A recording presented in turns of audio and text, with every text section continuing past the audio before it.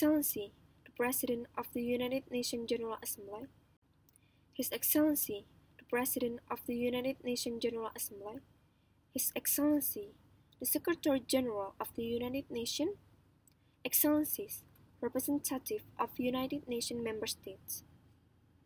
Me and my partner standing here today to fight for our freedom, to fight for justice for Ukraine and Ukrainian people, and to fight for the right to protect ourselves from the Russian invasion. We are standing here to call for an end to attack from the Federation of Russia in order to save tens, hundreds, and thousands of innocent lives on Ukrainian territory. Our question now is, how much longer will these atrocities continue? How much blood must be added to stop this currently? Since February 2022, the Russian Federation has officially launched its military attack on Ukrainian territory and resulted in at least 25 lives of our people, Ukrainians, get killed and 100 Ukrainians injured. This is very heartbreaking for the Ukrainian government. In addition, this incident is not in compliance with the relevant provisions of international humanitarian law and human rights. The attack launched by Russia have had an impact on damage to our civilian facilities, such as home, school, hospital, and civilian victims, such as women, the elderly, people with disabilities, even children, and also have an impact on the economic country. Ladies and gentlemen, as we know, Russian invasion of our country is a violation of the United Nations Charter, Article 2, Paragraph 4, which states that all member states must refrain from threats or use of force against the territorial integrity or political independence of any country or in any other manner inconsistent with UN goals.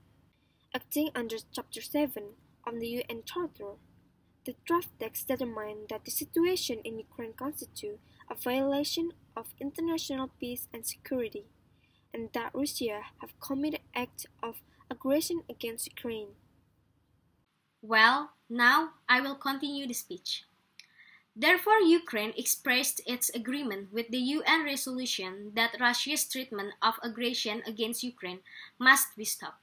We agree with the United Nations, which demands that Russia immediately withdraw all its military forces from all of Ukraine within internationally recognized restrictions with an unconditional withdrawal. As a result of the war that occurred, many parties were harmed, so that it could threaten the lives of many Ukrainian people. The reason is, war is a major disaster and the disaster costs are very high, which can make many people feel lost, ranging from money, reputation, quality of life, loved ones, and freedom. Besides they lost their loved ones, they lost themselves too. War will also deprive everyone of security guarantees, so that our people will suffer the most. Ukraine has been the hardest hit, and the safety of our people is always our first priority. We agree to end the war between Russia and Ukraine and prioritize dialogue and diplomacy as a way out of the conflict. But Russia must also be ready to take responsibility for the violations of international law that have been committed by Russia. Last but not least, we as representatives of Ukraine want peace. We want justice for our beloved country and people. We, the Ukrainian people, have the right to determine the fate of our own country, the right to determine the future, the right of every society to security, and the right of every human being to live without threats.